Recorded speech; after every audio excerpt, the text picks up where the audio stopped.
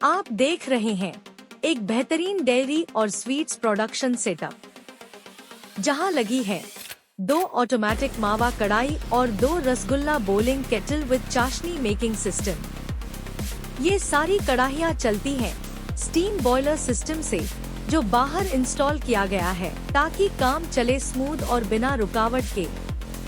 Automatic कढ़ाई में है टिल्टिंग सिस्टम, जिससे मावा निकालना और सफाई करना होता है आसान। वहीं रसगुल्ला केटल में कंटिन्यूअसली उबलती है चाशनी और चाशनी नीचे ना गिरे, इसके लिए दिया गया है कूलर रिंग सिस्टम। पूरा सेटअप बना है 304 ग्रेड स्टेनलेस स्टील से। हाइजीन और ड्यूरेबिलिटी दोनों में नो कॉम्प्रोमाइज। अगर आप भी अपने प्लांट में हाई प्रोडक्शन और कम खर्च चाहते हैं, तो ये फुल स्टीम सेटअप आपके लिए परफेक्ट रहेगा। अभी कॉल करें और पाएं पूरी जानकारी।